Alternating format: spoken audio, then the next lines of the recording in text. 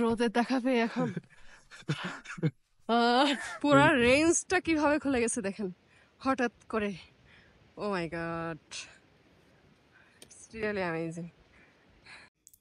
Annapurna circuit ট্রেকে highest point touch করেছিলাম Thorong La pass, যার উচ্চতা 5416 মিটার। পুরো ট্র্যাকটা ছিল সত্যিই অসাধারণ। সাথে এই পুরো ট্র্যাকটা আমরা করেছিলাম সেলফ সাপোর্টেড টিম হিসেবে।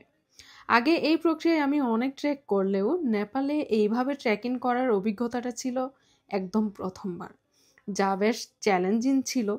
কারণ 25 কেজির একটা ভারী ব্যাকপ্যাক নিয়ে প্রচণ্ড খারাপ ওয়েদারে এত উচ্চতা পাড়ি দেওয়া, যা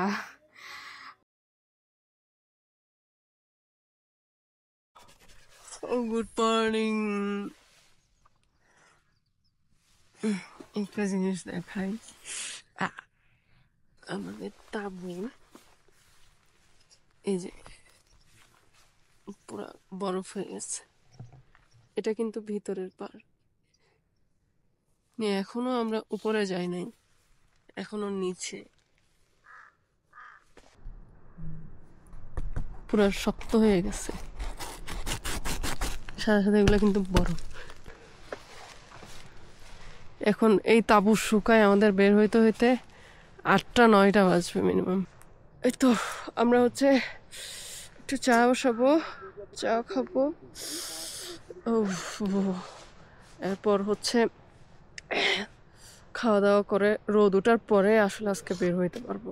এর আগে বের হওয়া সম্ভব হবে না, কারণ তাবুটা শুকাই বের হতে হবে। কারণ গতকাল হচ্ছে তাবুটা আমরা না শুকাই বের হয়ে গেছিলাম, যেহেতু একটা মনেস্ট্রির সামনে ছিলাম, ওখানে পূজা হচ্ছিল, ফ্যামিলি ছিল অনেক, সবাই চলে আসছিল। তো মানে ওয়েট অনেক বেড়ে গেছিলো ওই তাবু না শুকানোর কারণে। 5 কেজির তাবু হচ্ছে 8 কেজি হয়ে গেছে এরকম। তো ওই জিনিসটা আজকেও করা যাবে না। আজকে করা যাবে না তার অন্যতম একটা রিজন হচ্ছে কালকে হচ্ছে আমরা রেস্ট ডে দিব। রেস্ট ডে বলতে একটা লেকে যাব, সাথে অ্যাক্লিমেটাইজের জন্য একদিন হচ্ছে আমরা একটা জায়গায় থাকবো। সো যেহেতু থাকবো ওখানে, তো আমরা তাবু এরকম যেহেতু 3জনে একটা জায়গায় লেক দেখতে যাব, একটা ফ্রোজেন লেক।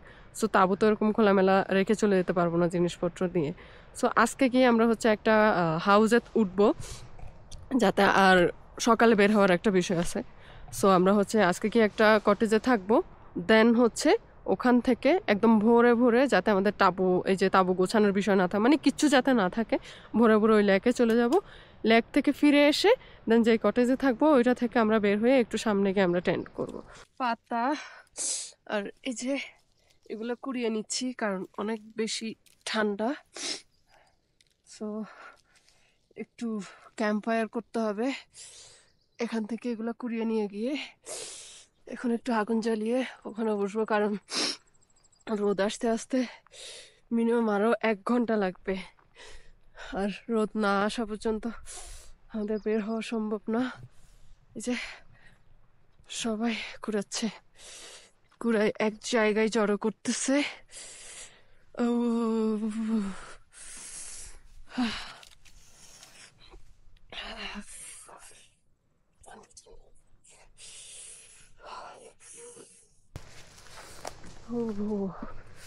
যে এই লাকড়িগুলো একদম শুকনো, এগুলো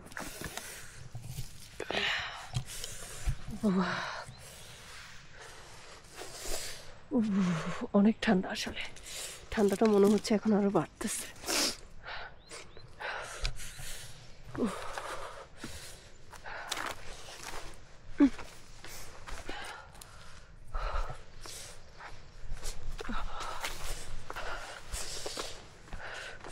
কারো কাছে ইয়ে থাকলে, পেপার থাকলে একটু দাও।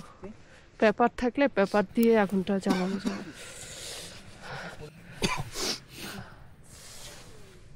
আগুন ধরানোর স্ট্রাগল চলতেছে। প্রায় হচ্ছে আধা ঘন্টা ধরে আমরা এই স্ট্রাগলটা করার পরে এখন একটু আগুনের দেখা পাইলাম।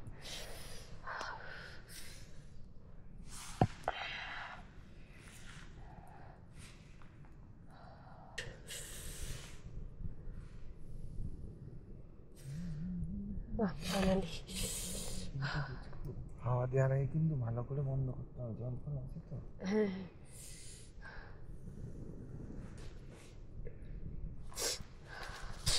ফাইনালি রোদের দেখা।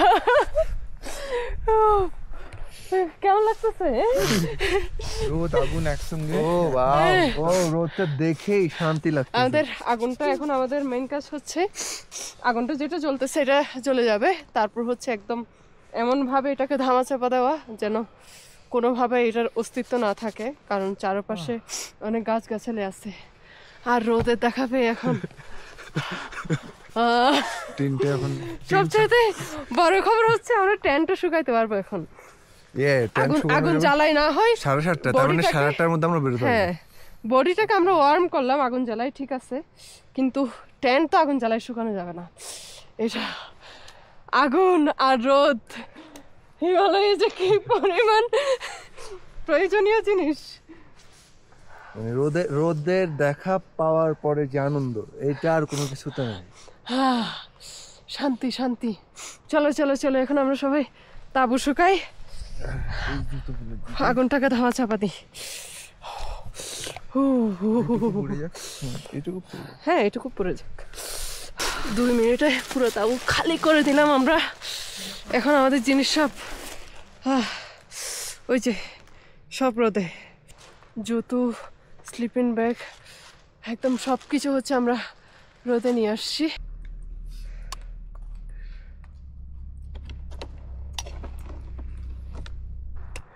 দশটা বেজে গেল ক্যাম্প সাইট থেকে বিদায় নিতে নিতে। আমরা সবাই এখন রেডি অলমোস্ট। এখন হচ্ছে আমরা রওনা দিব। ক্যাম্প সাইট থেকে আমরা লোয়ার পিসাং হয়ে দেন হচ্ছে আমরা যেহেতু আজকে বারকা যেটাই হোক ওই জায়গাতে যাব, যেটা আইস লেকের রাস্তা আর কি বলছি। আগামীকাল আমরা ওখানে থাকবো, ওখান থেকে আমরা আইস লেক যাব। সো আমরা আমাদের ক্যাম্প সাইটে একদম একটা মানে একটা প্যাকেট বা মানে একটা চুল পরিমাণ আমাদের কোনো অস্তিত্ব নাই এই ক্যাম্প সাইটে। ম্যাপটা যদি লক্ষ্য করেন দেখবেন যে এই সাইডের রোডটা হচ্ছে আপার পিছন চলে গেছে, আর এদিক দিয়ে হচ্ছে মানে অন্য একটা রাস্তা দিয়ে আমাদের যে ডেস্টিনেশন সেটাতে আমরা যেতে পারতেছি।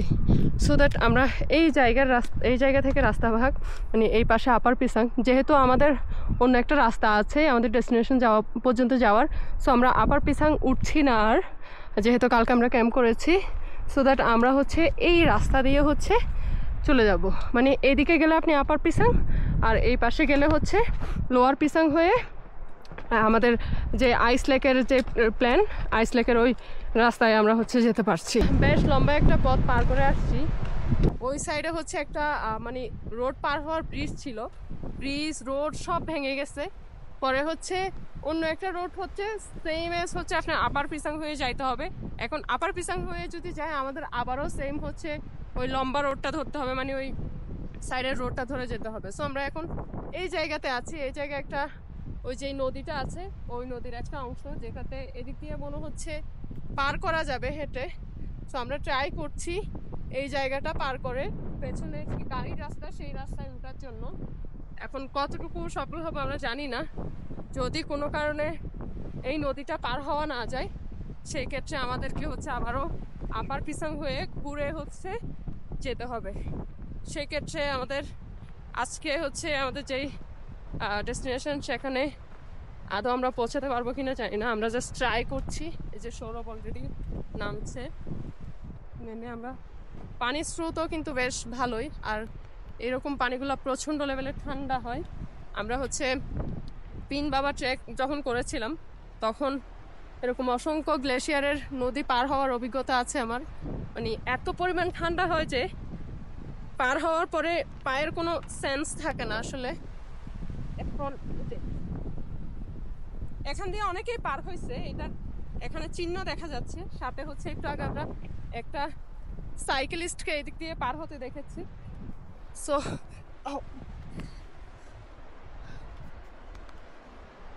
একটা সাইকেলিস্টকে পার হতে দেখেছি, তার মানে এদিক দিয়ে মানুষ হচ্ছে যাতায়াত করে যারা আমাদের মতো প্ল্যান সাজায়। শুধু সাজানো প্ল্যান না,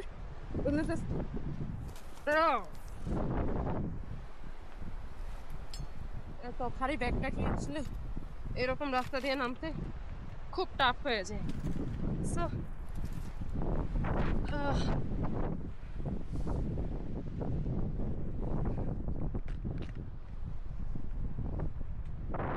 বলো এখন পার হবে?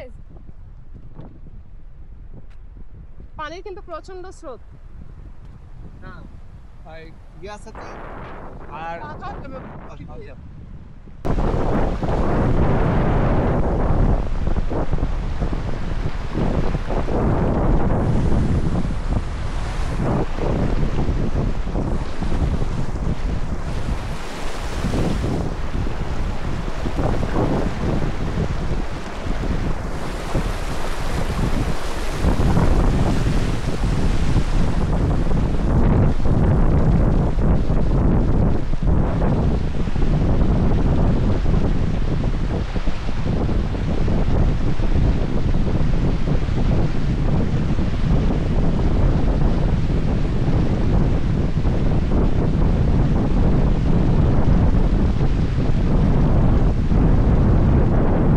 Finally we did it. Kamrul এখন আসতে পারে নাই, আমি সরব চলে আসছি। প্রচন্ড ঠান্ডা আর অনেক বেশি স্রোত ছিল ফার্স্টের স্টেজটাতে। ফ্যান ভিজে গেছে। এখন এখানে অনেক বেশি বাতাস। আমাদের টি শার্ট উড়াউড়ি দেখে বুঝতে পারছেন একজন বাইকার ভাইয়া আছে, উনিও মেবি এটা পার হয়ে যাবে বা এদিক দিয়ে হয়তো চলে যাবে, দেখতে আসছে। Struggling moment always best. So এখন আমরা ফানুলের জন্য অপেক্ষা করি ও আসা পর্যন্ত। ও আসলে এখানে একটু বসে পাটা শুকিয়ে নিব, দেন হচ্ছে আবার যেতে পরে হাঁটা দিব। এটা হচ্ছে লোয়ার পিসাং, আর পরে যেটা দেখা যাচ্ছে এটা হচ্ছে আপার পিসাং। আমরা ছিলাম ওই যে ওখানে একদম। আর এই ভিউটা এখান থেকে খুবই দারুণভাবে দেখা যাচ্ছে। প্রায় 3 কিলো মতো হাঁটার পরে লোয়ার পিসাংয়ের এখানে এসে বসলাম, একটু ওয়াই খাবো। প্রচণ্ড খিদে লাগছে, তারপর নদী টদি পার হইতে হয়েছে, এই জন্য আরো বেশি খিদে লাগছে। এ পাশে চমৎকারভাবে অন্নপূর্ণার ভিউ দেখা যাচ্ছে। আর ওয়াই হচ্ছে কাঁচাই খাচ্ছি, মানে কাঁচা বলতে প্যাকেট থেকে খুলে, কোনো রান্নাবান্না নাই।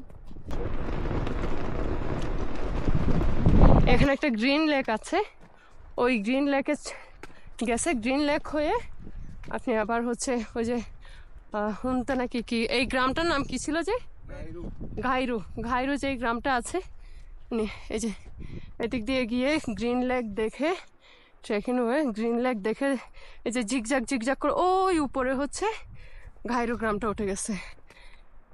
এখন এই গরমে ওদিক দিয়ে যাওয়া মানে আসলে অনেক কষ্ট হয়ে যাবে।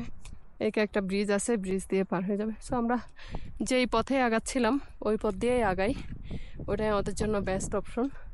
কারণ এই যে এই নিচ থেকে একদম জিগজাগ হয়ে ওই উপরে গিয়ে উঠতে হবে, বেশ লম্বা একটা পথ হচ্ছে, খাড়া উঠতে হবে। আর এই পথ দিয়ে অত গাড়ি নাই, মাঝে মধ্যে একটা দুইটা গাড়ি, এই আর কি। অসম্ভব রকমের সুন্দর একটা রাস্তা দিয়ে যাচ্ছি আমরা এখন। এই যে পুরা ফরেস্ট, মানে ট্রেকিং রাস্তাগুলো মাইন্ড ব্লোয়িং অ্যাকচুয়ালি। ট্রেকিং রাস্তা মানেই অসম্ভব রকমের সুন্দর। সো ট্রেকিং রাস্তা দেখলেই ঢুকে যাবেন, কোনো প্রশ্ন ছাড়া ট্রেকিং রাস্তা দেখলে ঢুকে যাবেন। কি বলো সৌরভ? একদম খুবই চমৎকার, খুবই চমৎকার, এত রিল্যাক্সিং একটা বাতাস। আর আমরা এখন ফুললি হচ্ছে ডাউন হিলে নামছি, আর সামনে খুবই চমৎকার ভিউ দেখা যাচ্ছে। ও মাই গড, পুরো রেঞ্জটা খুলে গেছে রে ভাই, কি চমৎকার লাগতেছে। ও দারুণ, জাস্ট অসাধারণ। দেখেন পুরো রেঞ্জটা একদম ওপেন হয়ে গেছে। ওয়েলকাম হুন্দে গ্রাম, ওয়েলকাম ওয়েলকাম ওয়েলকাম হুন্দে গ্রাম। আমরা পুলিশ চেকপোস্টে এন্ট্রি করে গ্রামের একদম ভিতরে চলে আসলাম। এখানে কিচেন, কটেজ, ক্যাম্পিং করার অনেক জায়গা আছে, বাট সবই লক করা। সো আপনি চাইলে ইজিলি যে কোনো জায়গায় হচ্ছে তাঁবু বসাই দিতে পারেন, টয়লেটও আছে, পানিও আছে, প্যারা ছাড়া। মানে আপনি চাইলে এখানেও থাকতে পারেন, মানে জাস্ট গ্রামে ঢুকে মাত্র এখানেও থাকতে পারেন। খুবই চমৎকার ভিউ চারপাশে। একটা সময় এই হুমদে গ্রামটা ছিল বেশ জনপ্রিয় একটা গ্রাম। এখানে এয়ারপোর্ট ছিল, ব্যাংক ছিল। এয়ারপোর্ট যেহেতু ছিল, এক কথায় বুঝতেই পারছেন যে কি লেভেলের একটা জনপ্রিয় জায়গা ছিল। এখন বলতে গেলে প্রায় পরিত্যক্ত, পুলিশ ক্যাম্প আছে, আর্মি ক্যাম্প আছে, সেই পরিত্যক্ত এয়ারপোর্টটাও আছে, সাথে অসংখ্য ঘর বাড়ি, ব্যাংক, যেগুলো এখন বলতে গেলে বন্ধই। এখানে আপাতত হচ্ছে যারা থাকে ম্যাক্সিমামই স্থানীয়, যাদের হচ্ছে নিজস্ব বাড়ি আছে, যারা হয়তো এখানকার মায়া ছাড়তে পারে নাই, ওই মানুষগুলোই আছে। আর কিছু কটেজ লজ আছে, হয়তো কিছু সংখ্যক ট্রাভেলার যারা গাড়িতে করে আসে তারা এখানে স্টে করে, হয়তো বা কিছু সংখ্যক ট্রেকারও আমাদের মতো এই সাইড দিয়ে আসে। একটা সময় এই জায়গা ছিল বেশ জনপ্রিয়, সেই জনপ্রিয়তা হারানোর অন্যতম কারণ হয়তো এয়ারপোর্টটা, কারণ এয়ারপোর্টকে কেন্দ্র করেই বেসিক্যালি যে ধরনের ঘর বাড়ি সহ অন্যান্য সব কিছু গড়ে ওঠে, সেটা অচিরেই এয়ারপোর্টের সাথে সাথে হারিয়ে যায়। অলরেডি এখানে দেখতেই পাচ্ছি হারিয়ে গেছে। রাস্তা থেকে এই যে এই নদী যেটা আছে, ওই নদী পার করে অপোজিট পাশে যাব। চমৎকার ভিউ।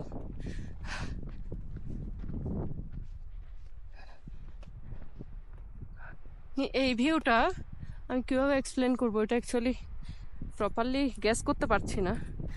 আপনারা যদি মানে এই ভিউটার এক্সপ্লেনেশন দিতে পারেন তাহলে ডেফিনেটলি কমেন্ট করবেন। মানে অসম্ভব রকমের সুন্দর। এই জাস্ট এই জায়গাটা দেখেন কি দারুণ, সাথে হচ্ছে কিছু রকের শেপগুলো কি চমৎকার, সাথে ওদিকে আছে সাদা পাহাড়, এদিকে আছে আরও একটা রকের ট্রেল, আবার এই সাইডে Annapurna. Oh my God, it's mind blowing actually. Suspension ব্রিজটা পার করে এই পারে চলে আসলাম। যেই সুন্দর জায়গাটা দূর থেকে দেখছিলাম এতক্ষণ, এখন সেই সুন্দর জায়গাটা দিয়ে হাঁটবো।